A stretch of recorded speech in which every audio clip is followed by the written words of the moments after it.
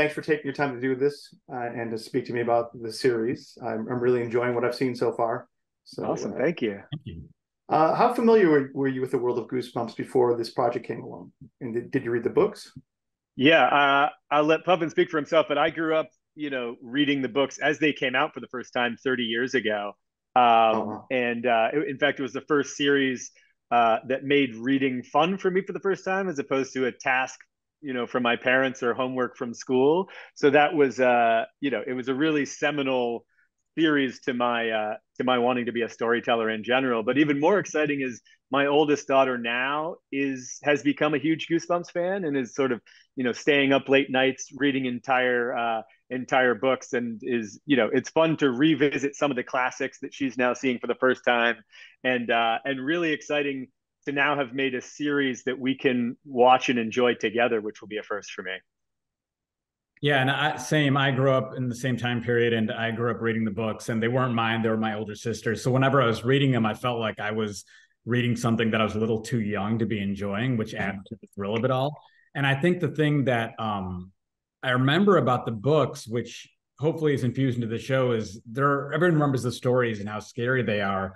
But I just remember how funny they were too, because humor was a real part of those books. And every chapter ended with a punchline. And R.L. Stine was a genius at knowing how to diffuse tension with comedy. And so that played a huge part in how we developed the show too.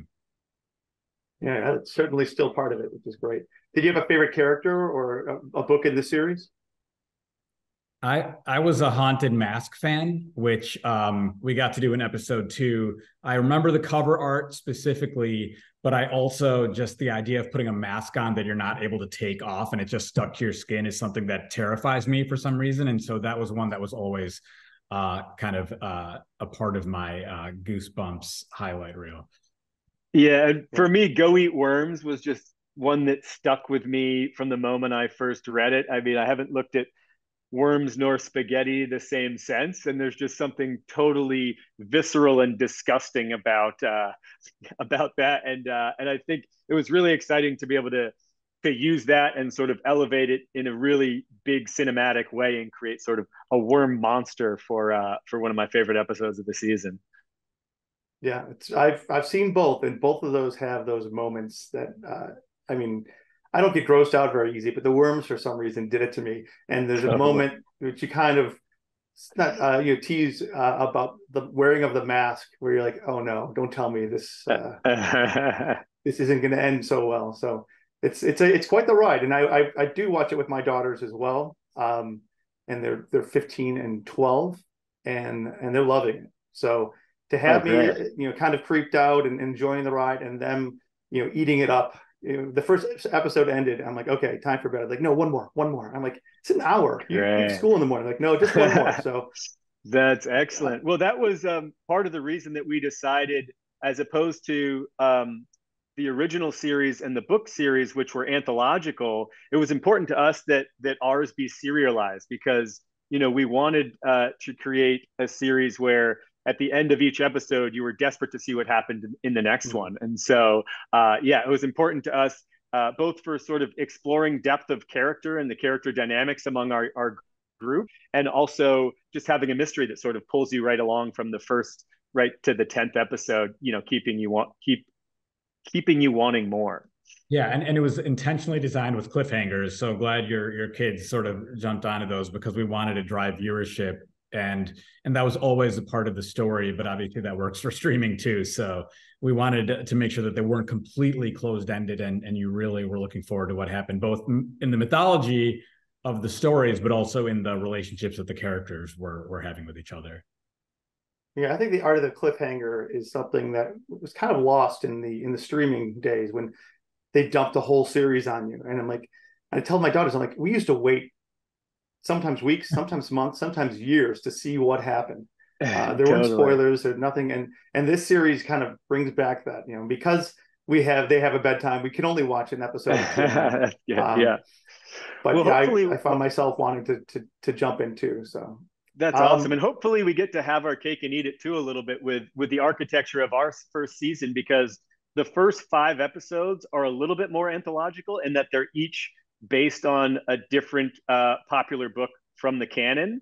But by episode 6, our group has come together to solve the overarching mystery, and so it becomes even more serialized thereafter. So yeah, we're trying to kind of get both going.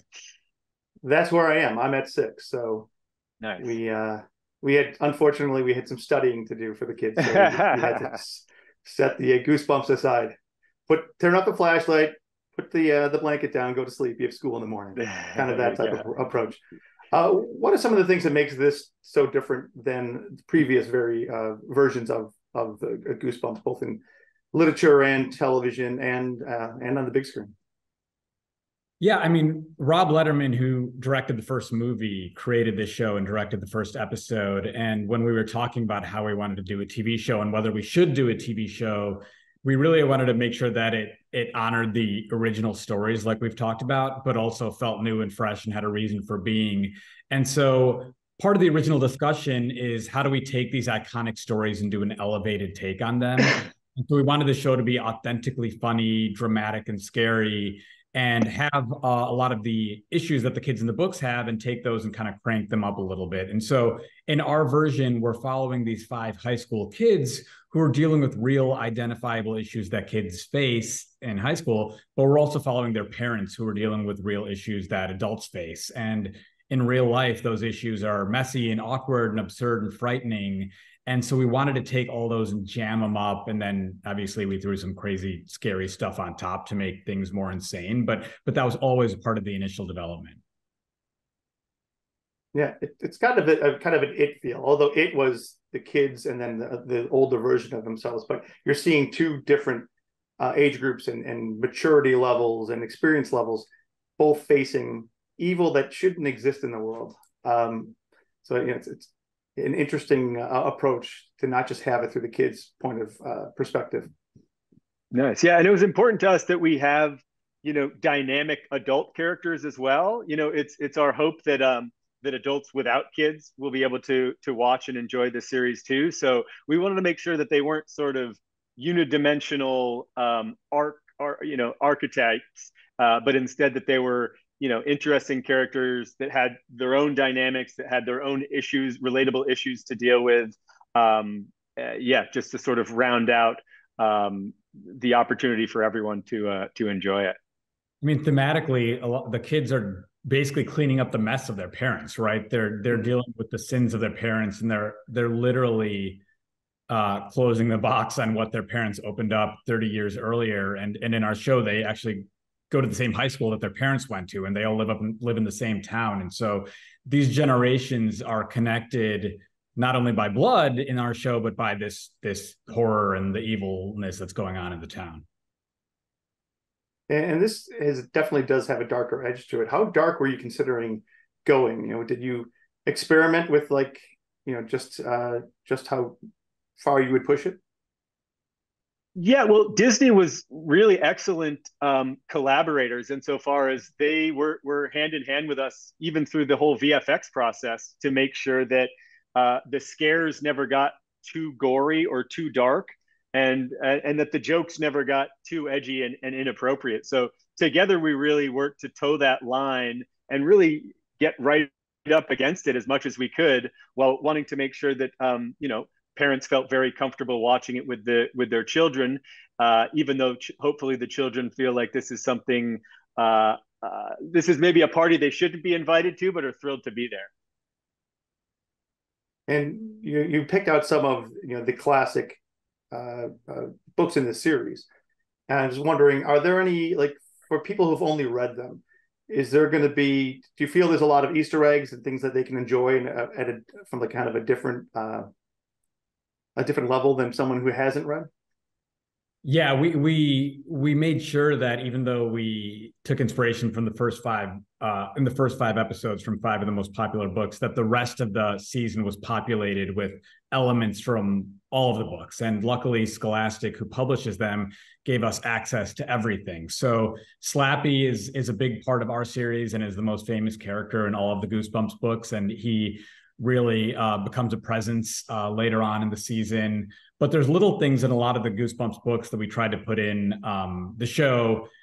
creaky staircases are big things in the Goosebumps books. A kid moving to a new town and finding out that things aren't as they seem is always a big thing. And in our case, we have a teacher who's Justin Long's character.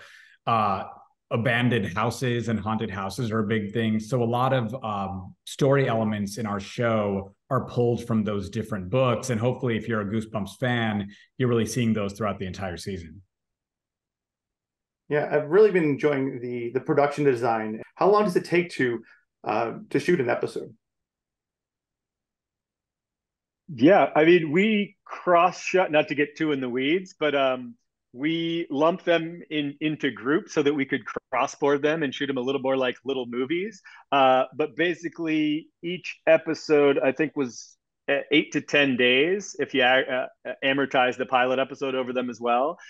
So yeah, and Disney was really great and generous insofar as we felt like we had, you never have enough money for anything, but we felt like we got everything that we wanted to get out of the series. And I'm happy to hear that that the attention to detail was obvious to you as a viewer, because it was really important to us that that every little element elevated the comedy and the horror in each scene.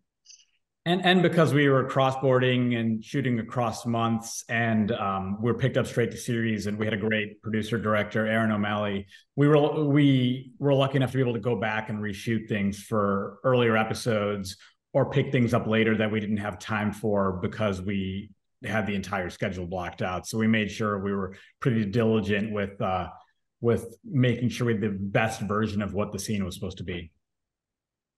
Yeah, and you mentioned Justin Long, who has made his mark on the horror world as of late, especially, Barbarian was incredible. What did it mean to have him involved in this series, and what does that allow you to do that you typically wouldn't? Just by putting him on screen, you're like, okay, something's going on here. It's Justin Long. Well, I think he personified a number of things that we were going for. One, the marriage of comedy and horror. Like, his resume is as good as anyone in terms of traversing between those genres.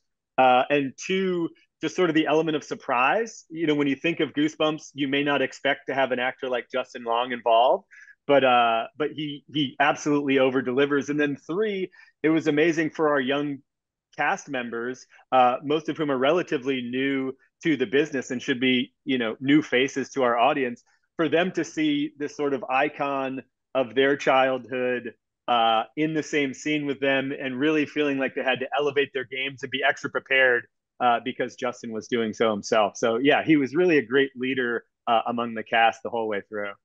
And it's fun to see even comments on social media on the trailer, because people immediately see Justin Long and they have a reaction the same you did, because he's so good at horror and he's so good at comedy. And the people that are just writing, that guy should not go down into a basement, immediately. And so I think people understand what he brings to this, which is a good touchstone for how the entire show should go. I don't want to get too far ahead, but there's 62 books, I believe. You said you used 5 and then touched upon elements of others. Can we expect a season 2? Is that already something that you're plotting out? We hope so. There's plenty more to pull from, as you mentioned. Plenty more books. R.L. Stine is so prolific. He's doing another Goosebumps series right now that's a little bit older. So he created so many memorable stories, and we have a lot of material that we could use from a lot of those books. But I think when we talk about our characters, at the end of the season, they're still high school kids. They've gone through a big journey, and they started in one place and ended up in a very different dynamic with each other than they started. So the interpersonal stories and the emotional stories, there's a lot more to tell there too. And none of them are graduating just yet. So we can take both elements from the books, but also these characters that we've created and hopefully have many seasons after this one. Fantastic. And besides Goosebumps, what scares you? Is there, did you walk into this project saying, okay, I know what freaks me out, and I'm hoping to kind of squeeze that in there? Is there a movie, a book, a character? Open water at nighttime is the most terrifying thing I can possibly think of. Not knowing what is in the depths below me while swimming is just keeps me up at night. Yeah, that's a good one. That's really good. Yeah, I was going to say compound fractures, but I don't think that's appropriate. But Yeah, that, you know, both of those, my stomach's turning right now. So I think you nailed it. Well, thank you. Oh, really? Actually, let me finish up. I have one quick question. 3 words to describe Goosebumps. Surprising. subversive. Scary funny. You want to do 3 as well? Oh, well, so Hugh said, what did you say? Surprising, subversive, and scary/funny? Is that? Yeah. I'll say, what's a good one? Contemporary. We'll make it 4.